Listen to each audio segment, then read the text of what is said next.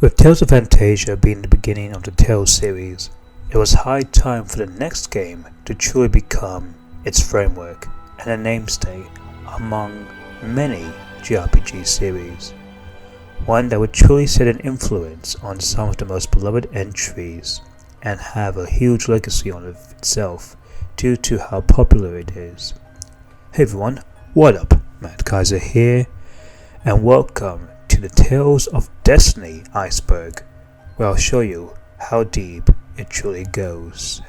Tales of Destiny was released on December 23rd, 1997 in Japan for the PlayStation 1, but, however, unlike its predecessor Tales of Fantasia, where it would take 11 years to come to the West, but on a much weaker platform, instead, Tales of Destiny came to the West on September 30th, 1998 on the same platform as the Japanese version, thus making it the first Tales game to officially come to the West. Tales of Destiny was the first game in the series to fully introduce the characteristic genre that would adopt a meaning in a lot of later entries and have a theme of their names, like with Symphonia's being resonating with you or Xillia's unwavering convictions. With Destiny's one, it's basically Faithful RPG, which matches the title of Destiny, which means, of course, in the context of the story, that the preordained meetings with the main characters and Swordians as they would pursue their own destiny. Tales of Destiny's PlayStation 1 version has what's known as an active party window, where in the left bottom corner of the world map screen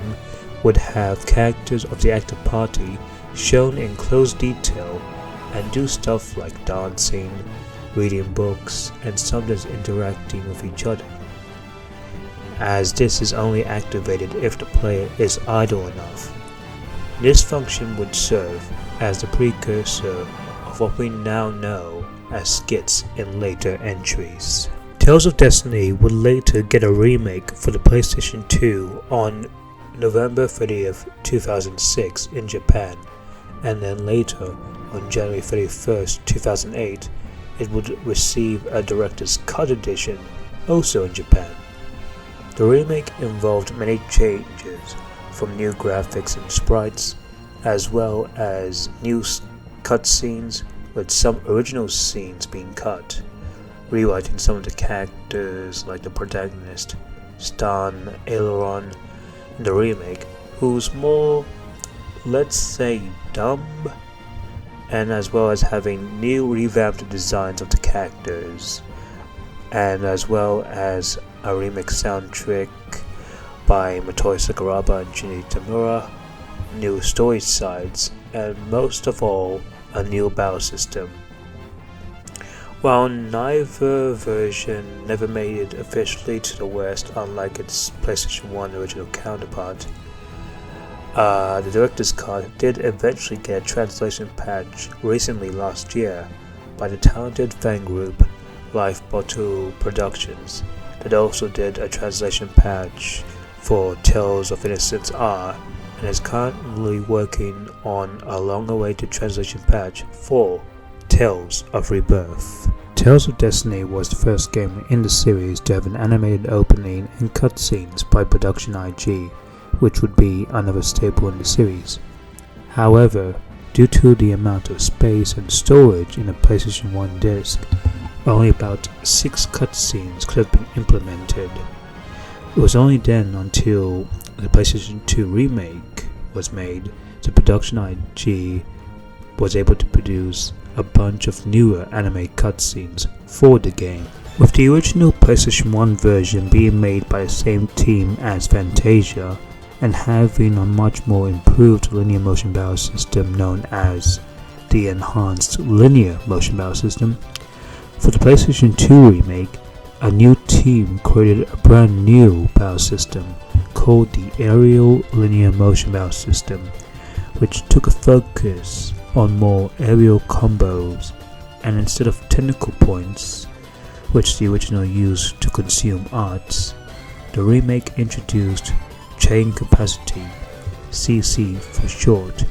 which had both normal attacks and arts all tied to a gauge, but would replenish over time, fast, and also grow, so combos will become, more improved and very less limited. It was such a good feature that the team that worked on this game would return to work on the battle system for Tales of Graces F and put its own unique spin on it, and that people were known as Team Destiny. Because Tales of Destiny became one of the highest selling Tales games of all time, it led to two things. One, that is, it eventually got a direct sequel in 2002 called Tales of Destiny 2, which was released for the PlayStation 2 and portable, and was also available in both Japan and Korea, with no English release being made, aside from the fact that a recent translation patch is being currently developed by Lumina Tales.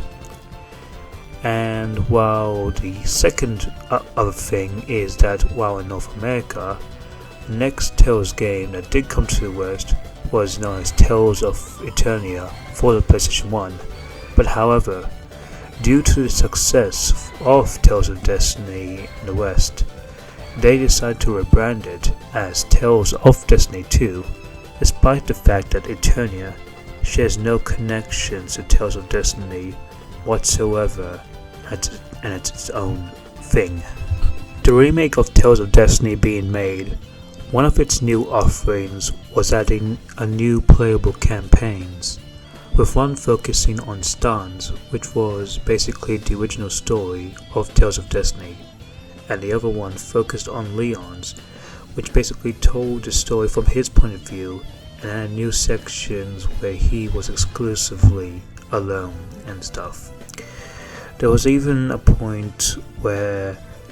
there's a side where Stan's sister Lilith is also playable. So this game technically began the whole split story idea that Tales of Exilia would fully reintroduce with Jude and Emilia about 3 years later.